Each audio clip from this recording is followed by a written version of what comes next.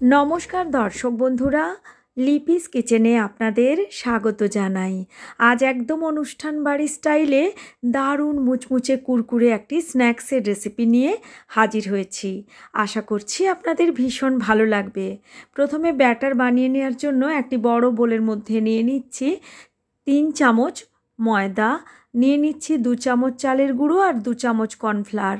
আপনারা চাইলে যে কোনো একটি ব্যবহার করতে পারেন, অর্থাৎ 4 চামচ কর্নফ্লাওয়ার কিংবা 4 চামচ চালের গুঁড়ো। সঙ্গে 2 চামচ বেসন দিয়েছি আর দিয়ে দিলাম পরিমাণ মতো লবণ আর দিচ্ছি চিলি ফ্লেক্স, দিয়ে দিলাম এখানে ধনেপাতা কুচি।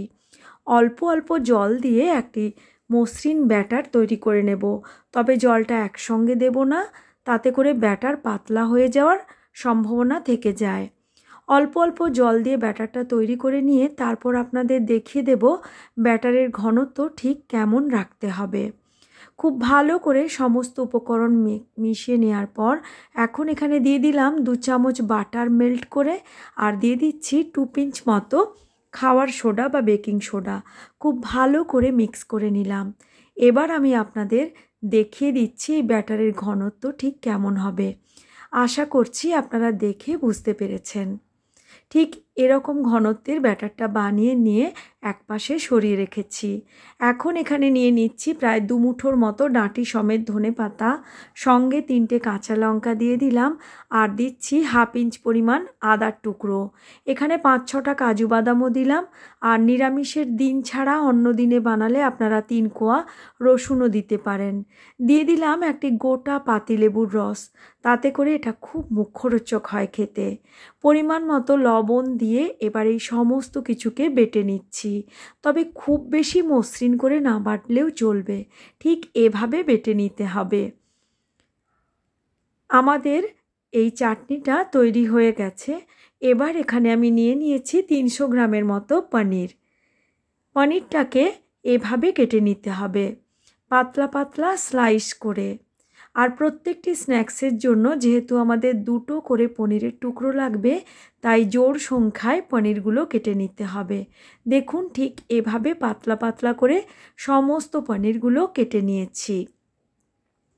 আপনারা চাইলে একটু লম্বাটে আকার করেও কেটে নিতে পারেন। এবার এর মধ্যে ছড়িয়ে দিচ্ছি পরিমাণ মতো অল্প লবণ। লবণটাকে না মেখে নিয়ে এভাবে অল্প অল্প করে ছড়িয়ে দিতে হবে। আর ছড়িয়ে দিচ্ছি অল্প পরিমাণ একটু গোলমরিচের গুঁড়ো।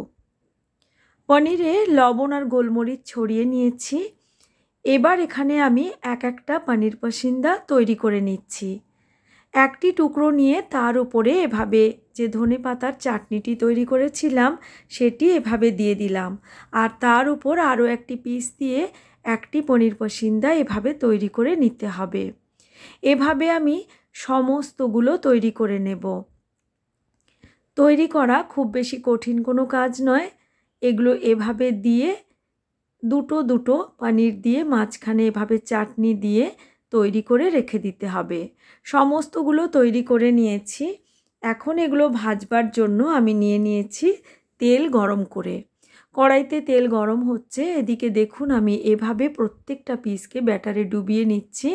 ব্যাটারে ডুবিয়ে নেওয়ার পর তারপর একটি কাঁটা চামচের সাহায্যে এভাবে তুলে নিলে এক্সট্রা ব্যাটারটা ঝরিয়ে নেওয়া যাবে। তেল গরম হলে এখানে আমি দিয়ে দিয়েছি একটি পনির পসিন্দা ভাজার জন্য। এবার দেখুন ঘুরিয়ে ফিরিয়ে এগুলোকে বেশ মুচমুচে করে সময় নিয়ে ভেজে নিতে হবে। খুব বেশি হাই ফ্লেমে নয়, একদম লো ফ্লেমে রেখে একটিকে ভেজে নিচ্ছি। দেখুন কতটা সুন্দর রং ধরে গেছে। কড়াইতে জায়গা অনুযায়ী 1টা 2টো 3টে কিংবা অনেকগুলো একসঙ্গে ভেজে নেওয়া যায়।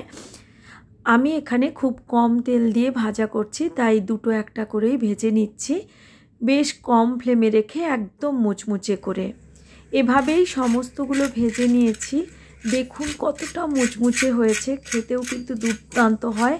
এটাকে আপনারা গ্রিন চাটনির সঙ্গে কিংবা টমেটো কেচাপের সঙ্গে সার্ভ করে দিতে পারেন। আশা করছি আপনাদের ভালো লেগেছে। ভালো লাগলে লাইক, শেয়ার ও কমেন্ট করার অনুরোধ রইল। আজকের মতো এই পর্যন্তই। আবার হাজির হব নতুন কোনো রেসিপি নিয়ে। সবাই ভালো থাকবেন। Thanks for watching.